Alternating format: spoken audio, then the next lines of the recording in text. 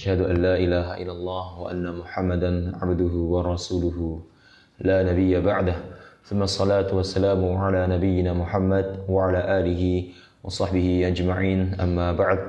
Rasulullah sallallahu alaihi wasallam bersabda dalam satu hadis riwayatipun saking Abu Hurairah radhiyallahu anhu dalam kitab Sahih Bukhari dan Sahih Muslim.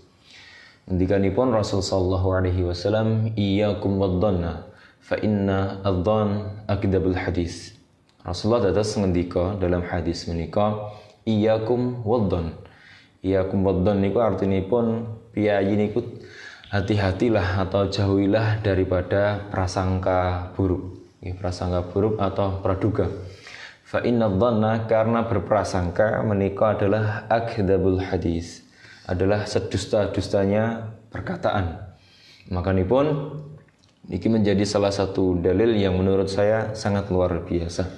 Sangat luar biasa dari tata hukum syariat, dan yang kemarin sudah kita jelaskan mengenai fadilah lisan dengan berzikir. Sekarang kita sampaikan tentang luar biasa efeknya atau buruknya dari seseorang dari dosa lisan. Makanya salah satu hal yang menjadi penyebab pokok manusia bisa mendapatkan dosa dan dosa jariah adalah dzan atau berprasangka buruk.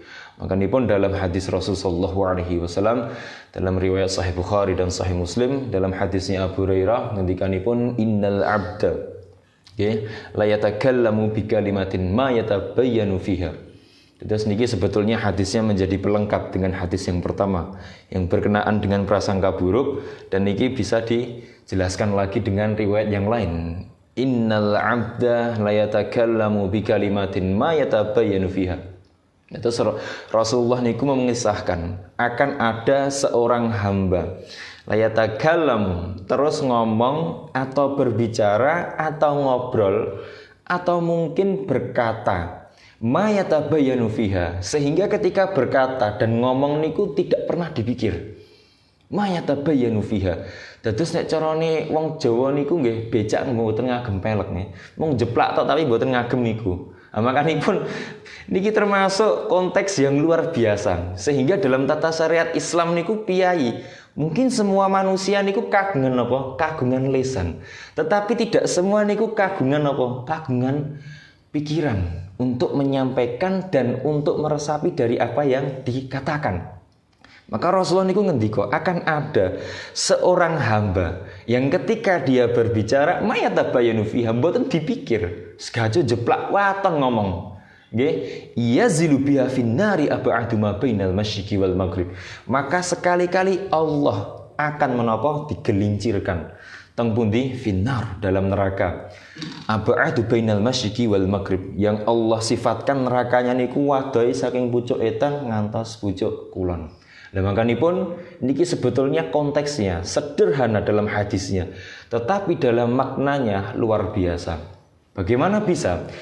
Karena dalam hadis menika menawi dalam hadis yang disampaikan Rasulullah sallallahu alaihi wasallam maknanya begitu meluas sehingga piyayi muslim niku disuwun nek ngomong niku ken mikir. Makanipun terkadang orang niku nek jagongan ngendika utawi bersenda gurau mungkin menjadi penyebab orang tersebut masuk neraka. Makanipun menurut saya hati-hati bagi orang yang sering bercanda. Karena bercanda niku bisa menjadi salah satu pintu dosa, dan lebih terlebih lagi menjadi pintu menapa? Pintu kekufuran. Makanipun sing nembe kula maos ndek wau nggih, ayat kedua, wala in sa'altahum, rakaat kedua, la yaqulunna innama kunna nakhudhu wa nal'ab. Mereka ketika jenengan tangleti akan berkata, kami berkata demikian tujuannya mung gojek, kami berkata demikian tujuannya mung bersenda gurau, mung etok antok, tapi dingendikane kalih Allah pripun? Qul abillah, apa dengan Allah, wa ayatih, apakah dengan ayat Allah, kitab-kitab Allah dan rasul-rasul Allah, kuntum tastahziun, kowe ngenyek karo dengan tiga hal menika, bersenda gurau dengan tiga hal ini. Makanipun kata Allah Azza wa Jalla dikatakan dalam ayat selanjutnya, la ta'tadiru, gak ada lagi udur. Qad kafartum, maka sudah kafir. Makanipun niki menjadi satu menapa? Salah satu pembuktian bahwa sendaguranya seseorang dengan kalimat lafaz Allah, sendaguranya dengan ayat-ayat Allah dan Rasulnya menjadikan salah satu pintu kekufuran. Sehingga maknanya ayat menikah menyepakati dengan dalilnya Abu Hurairah. Makanipun hanya mungkin 1-2 kata sehingga menjerumuskan ke dalam neraka. Makanipun niki menjadi salah satu bab yang sangat luar biasa. Makanipun yang terjadi piyayi dagelan dengan menjadikan bahan leluconnya itu adalah agama. Niku murtad. Niku sudah masuk dalam ranah kekufuran. Sehingga ini menjadi salah satu penyakit masyarakat yang menjadi hal biasa. Apalagi yang menjadi mirisnya kita hari ini. Kita tahu Ibunda Aisyah mukminin diperolok-olok dengan apa? Bayangkan niku Pak. Ketika seseorang mengaku cinta kali Rasulullah, mengaku cinta dengan Aisyah radhiyallahu anha, kok didadoske lagu ngasek versi koplone nggih wonten. Bayangno, niku saking parai menungso zaman sakniki. Tingkat kecintaan kita, wujud cinta kita kepada Rasulullah dan Aisyah tidak dengan lagu. Makanipun Rasulullah alaihi wasallam, innahum sayatina aqaumun min aqwam yastahiluna al-hirra wal harura wal ma'azif. Akan datang nanti di hari akhir kaum dari menghalalkan harur. Hirra niku perzinahan, wal harur niku adalah sutra, musik. Sehingga musik niku sudah menjadikan salah satu ketetapan syariat tentang keharamannya. Dan bagaimana mungkin seorang hari ini mencintai Rasulullah dan istrinya dengan memperdedangkan lagu? Niku tidak sepantasnya. Makanipun makomnya orang sekarang yang menjadikan Aisyah sebagai bahan lagu sungguh tidak tepat sekali. Sehingga istri Rasul sallallahu alaihi wasallam sebagai pewaris ilmu. Makanipun Rasulullah niku nek sak baris sedo ummahatul mulah Aisyah. Makanipun Aisyah niku ketika sedonipun Rasulullah kata ingkang sahabiah dan sahabah dan tabiin atsba itu dan tabiin itu untuk belajar kepada beliau.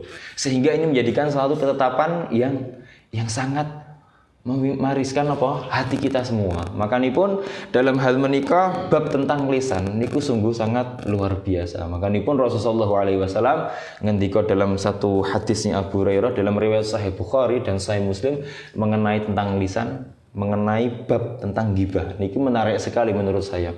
Makanipun ghibah niku ketika hal yang kita anggap sepele terkadang dosanya luar biasa. Makanipun Rasulullah ketika pas lenggah dulu ya Rasulullah, ketika ditangleti para sahabat, ketika itu Rasulullah berbicara tentang satu bab yang menjadikan dalil syariat. Atadruna anil ghibah, apakah jenengan tahu apa to sing jenenginipun niku ghibah? Rasulullah pas nangklet ing masalah niku, para sahabat niku mendel, ya Rasulullah, Allahu wa Rasuluhu a'lam. Allah kali Rasulullah ingkang pirsa. Kita semua enggak tahu. Ghibah niku mboten ngertos para sahabat niku.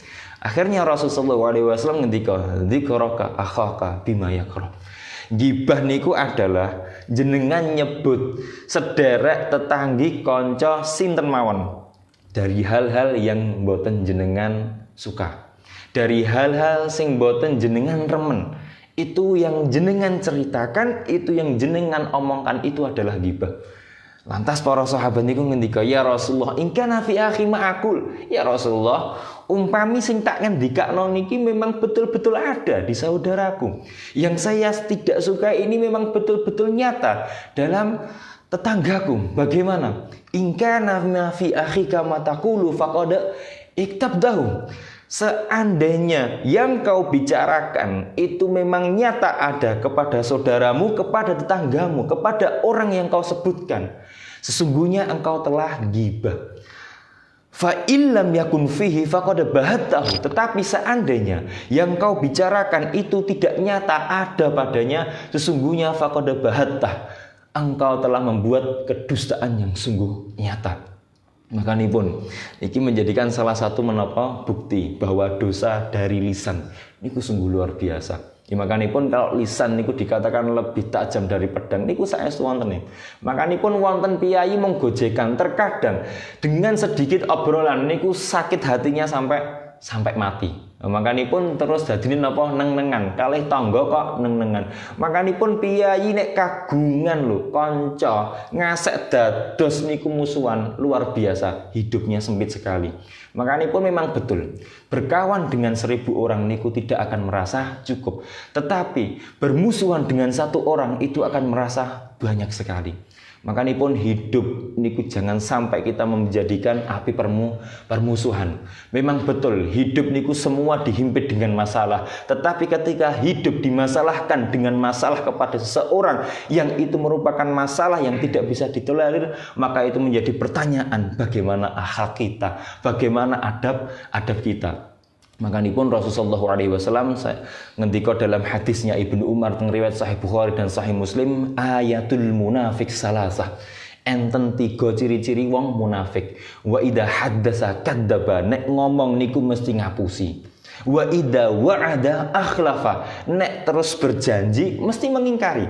Wa idza tumina khana, nek diparingi amanah, dipercayai pasti akan berkhianat. Niku adalah menapa? Adalah salah satu bentuk daripada dosa lisan. Ketika ngomong mesti ngapusi.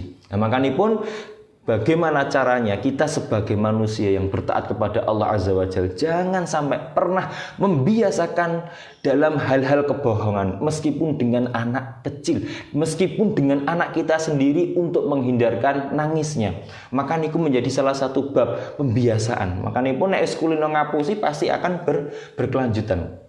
Makanipun Rasulullah SAW niki saya tutup dengan hadisnya Abu Hurairah dalam riwayat Sahih Bukhari dan Sahih Muslim, nggih, mangkana yu'minu billahi wal yaumil akhir, sinten mawon yang merasa dirinya beriman kepada Allah dan hari kiamat, fal yukrim dhaifahum, maka dia harus mengikramkan, dia harus menghormati, maka dia harus mengikramkan, memuliakan daripada tamunya. Faman kana yu'minu billahi wal yaumil akhir, dan barang siapa yang beriman kepada Allah dan hari kiamat, fal yukrim jarahu, maka dia harus memuliakan tetangganya. Faman kana yu'minu billahi wal yaumil akhir, dan barang siapa beriman kepada Allah dan hari kiamat, falyakul khairan aw liyasmut, maka berbicaralah yang baik-baik atau diam. Makanipun ini menjadikan salah satu konsep hidup, konsep akidah, konsep akhlak dan adab. Piyayi nek ra pengin ngomong sing bermanfaat mendel mawon, timbang ngomong ning ngelarani utawi bersendagura menjadikan pintu daripada dosa jariah dan sebagainya. Makanipun penduduk dari perumahan Rehan dijauhkan dari dosa-dosa lisan, dijauhkan dari rasa dan aktivitas ghibah, dijauhkan dari aktivitas yang melukai hati seseorang melalui lisan-lisan kita. Wassalamualaikum warahmatullahi wabarakatuh.